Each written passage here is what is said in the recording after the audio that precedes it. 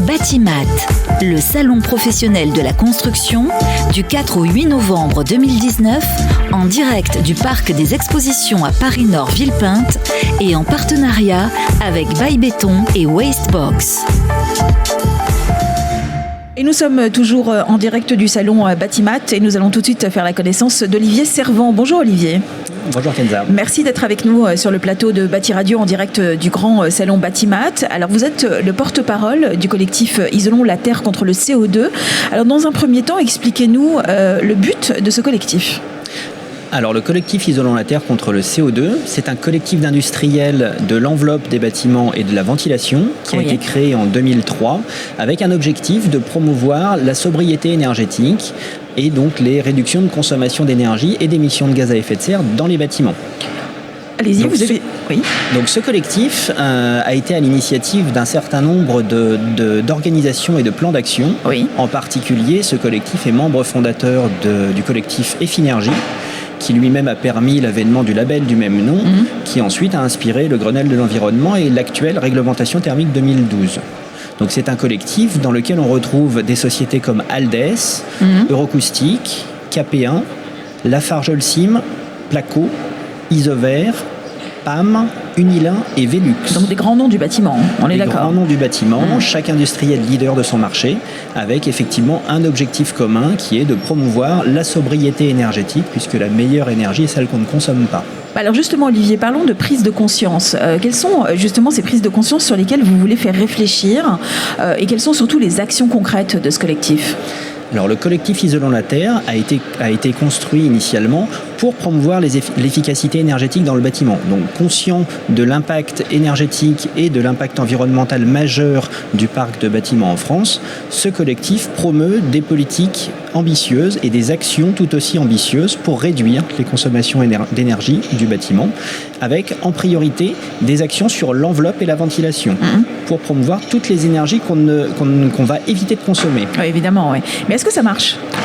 Alors, ça fonctionne plutôt bien, effectivement. Le fait même, par exemple, de voir dès 2005 l'avènement du collectif Effinergie, le label Effinergie et la promotion conjointe qui a été faite par ce label, aussi bien dans les régions que par les industriels membres du collectif Isolons la Terre, ont démontré d'ores et déjà l'efficacité de liens entre des politiques publiques et des grands acteurs privés, industriels. Alors c'est surtout une lutte contre le réchauffement climatique, c'est le but. Il s'agit effectivement de lutter contre le réchauffement climatique et de lutter contre le réchauffement climatique en premier lieu en ne consommant pas d'énergie. Alors dans le cadre de la RE 2020, comment est-ce que vous vous inscrivez justement ? Alors, sur la RE 2020, le collectif élabore des études techniques avec le concours de nombreux bureaux d'études, mais aussi de différents observatoires. Et donc, depuis 2012, le collectif prépare des études techniques. D'une part, une étude assez conséquente sur le retour d'expérience d'application de la réglementation thermique 2012, par exemple. Étude qui a permis de démontrer que l'indicateur de performance de l'enveloppe des bâtiments, l'indicateur de BBio de la RT 2012, est un indicateur pertinent. Par contre, étude qui a aussi démontré que l'exigence associée à cet indicateur, le coefficient B-biomax, est une exigence qui est trop laxiste et qui est particulièrement facile à atteindre dans le cadre de cette réglementation actuelle. Et donc, cet indicateur est pertinent, par contre, elle manque clairement d'ambition. Ça fait donc l'objet de propositions qui sont aujourd'hui sur la table pour pouvoir faire évoluer cette réglementation vers la future réglementation 2020.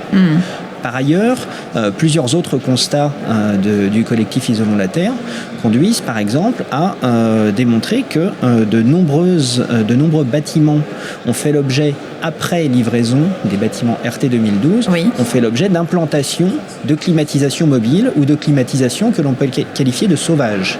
Et donc, c'est lié à quoi ? C'est lié surtout au fait qu'il y avait un trou dans la raquette avec cette réglementation 2012. Et donc que cette réglementation qui était censée traiter à la fois du confort d'hiver et du confort d'été, en même temps que réduire les consommations d'énergie, cette réglementation n'a pas bien traité le sujet du confort d'été. Et donc, nous avons en 2012, 2013, 2014 réalisé des études sur de nouveaux indicateurs de confort d'été, études qui ensuite ont été reprises depuis 2018 et qui aujourd'hui sont directement utilisé pour pouvoir aider les pouvoirs publics et le CSTB dans la définition du moteur de calcul, des indicateurs et des futures exigences de confort d'été de cette réglementation. Dans ce cadre-là, sur le confort d'été, ce que l'on veut avant tout, c'est éviter que des bâtiments soient fictivement livrés sans climatisation et que les indicateurs et la réglementation poussent à ne pas concevoir un bâtiment confortable en été. Donc, on veut que cette réglementation 2020 prenne le parti inverse, tienne compte des évolutions du climat, tienne compte du dérèglement climatique, tienne compte des séquences caniculaires à répétition qu'on constate. Oui, ces dernières années surtout, effectivement. Et à peu près n'importe quand dans l'année, que ce soit l'été, que ce soit au printemps, à l'automne, on peut avoir une séquence caniculaire. Et donc ces éléments-là qui font aujourd'hui partie du paysage, de la météo, doivent être pris en compte au moment de la conception d'un bâtiment et doivent être encadrés par la réglementation. Donc on travaille activement sur des indicateurs qui permettent de compléter cette réglementation pour aborder le sujet du confort d'été et faire en sorte que nos bâtiments soient confortables quelle que soit la saison et peu consommateurs d'énergie. Alors et le béton, Olivier Servan, comment l'appréhendez-vous dans cette future réglementation justement ? Alors avec cette réglementation 2020, il s'agit aussi de voir l'avènement de l'évaluation en carbone des bâtiments sur l'ensemble de leur cycle de vie.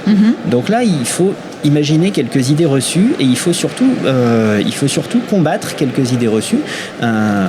On a tous eu en tête que lors de l'avènement d'une analyse de cycle de vie et d'un calcul en carbone d'un bâtiment, on risquait de voir évoluer très fortement les modes constructifs en défaveur du béton. Or, les calculs montrent que ce n'est pas le cas. Les modes constructifs alternatifs au béton ne sont pas meilleurs en carbone que des modes constructifs utilisant du béton. Donc ça, c'est un premier point. Et il faut se méfier des idées reçues sur les calculs carbone et sur cette future réglementation qui aujourd'hui est expérimentée dans le cadre du label E+C-. Le béton a des propriétés qui sont incontournables. Le béton, c'est avant tout des propriétés structurelles. Ce sont des propriétés de résistance au feu. Ce sont des propriétés d'inertie, en particulier lorsque l'on va parler de confort d'été. L'inertie a un rôle très important à jouer. Mais aussi le béton, c'est un matériau qui permet, dans certains cas, d'apporter une résistance thermique, un complément de résistance thermique pour, par exemple, couper partiellement les ponts thermiques de plancher intermédiaire lorsque l'on utilise des bétons de type Thermédia, par exemple, ou des équivalents. Et ces qualités ne sont pas remises en question, on est d'accord ? Ces qualités ne sont aucunement remises en question. Et ce qu'il faut avant tout, dans le cadre d'un bilan carbone, c'est optimiser les choix de béton. Donc c'est pour cette raison que l'ensemble de la filière béton a mis en place une démarche et un message qui est de choisir le bon béton au bon endroit, avec donc un objectif de ne pas surdimensionner les structures, de ne pas de choisir le béton avec sa formulation adaptée aux propriétés techniques qui sont nécessaires sur un bâtiment. Et selon la région aussi où on se trouve, selon l'emplacement aussi du bâtiment ? Oui, tout à fait. Aujourd'hui, les formulations de béton, comme d'ailleurs les impacts environnementaux, nécessitent de rentrer dans le détail à la maille d'une organisation régionale. C'est pas un simple choix, donc, on est d'accord. C'est un choix d'optimisation. C'est un choix d'optimisation, effectivement. Voilà. Et donc, on peut voir effectivement que pour la filière béton aujourd'hui, l'évolution est en cours, les programmes de développement, de recherche et de développement sont en cours pour faire évoluer beaucoup la filière. D'une part, travailler sur des conceptions nouvelles, avec par exemple des structures mixtes, des structures bois-béton, du béton préfabriqué, mais aussi un travail sur les formulations du béton pour pouvoir développer des nouveaux bétons dont les impacts en carbone sont d'ores et déjà plus faibles que les bétons traditionnels. Les formulations ont beaucoup changé ces dernières années. On est d'accord, il y a eu beaucoup d'efforts de fait là-dessus. Alors oui, les formulations ont beaucoup changé. Sur les dernières années, les formulations avaient changé sans forcément un driver prioritaire sur le CO2. Et donc c'est maintenant que les travaux de bonnes décisions maintenant, prennent un virage important. Alors pour finir, un mot sur la réforme sur le crédit d'impôt pour la transition énergétique. Je crois que le collectif semble adhérer à cette réforme, mais a priori vous êtes soucieux de la mise en place des conditions et priorités liées à cette réforme. Est-ce que vous pouvez nous expliquer ? Oui, alors le crédit d'impôt pour la transition énergétique, c'est un dispositif qui a beaucoup aidé à la massification ou au début de massification de la rénovation énergétique du parc. On sait que le parc de bâtiments existants, aujourd'hui en France, c'est l'enjeu majeur de réduction des consommations, avec en particulier donc cet outil de politique publique, le CITE, qui évolue.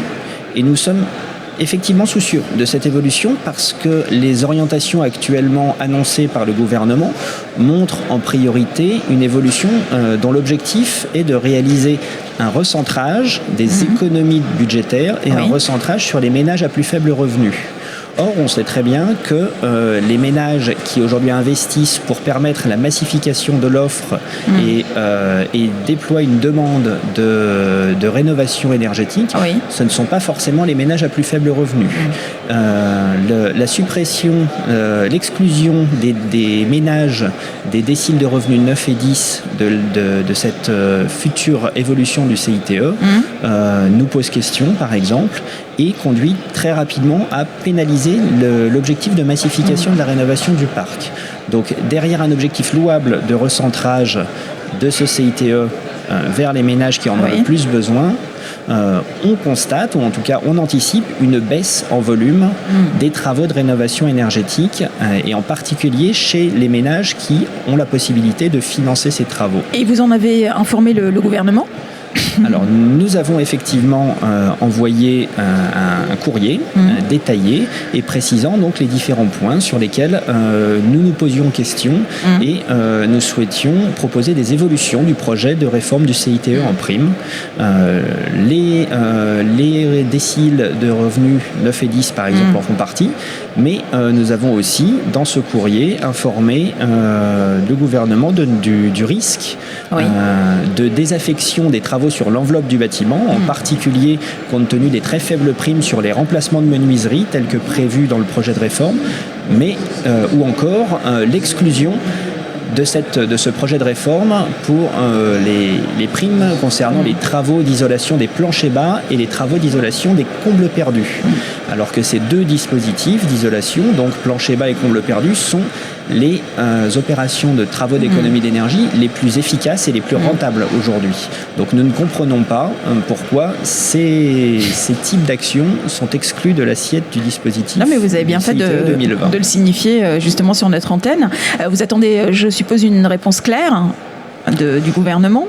Oui, nous attendons effectivement une réponse claire, nous attendons des explications, d'autant plus qu'aujourd'hui, ce type de travaux d'isolation ou ce type de remplacement de fenêtres, ce sont avant tout des emplois locaux, non délocalisables, et donc nous attendons effectivement une cohérence de la politique publique. Bon, en tout cas, on suivra avec beaucoup d'attention l'évolution de cette réforme, mais surtout le travail que vous effectuez depuis déjà de nombreuses années, justement au sein du collectif isolonslaterre.fr. Vous avez un site internet, je suppose, Olivier Servan, www.isolonslaterre.fr pour suivre vos actions au quotidien. On vous souhaite un bon salon. Vous êtes là toute la semaine ? Merci, je serai là une partie de la semaine. Eh bien, écoutez, merci beaucoup d'avoir été avec nous, en tout cas sur Bâti Radio. Merci beaucoup. Merci à vous.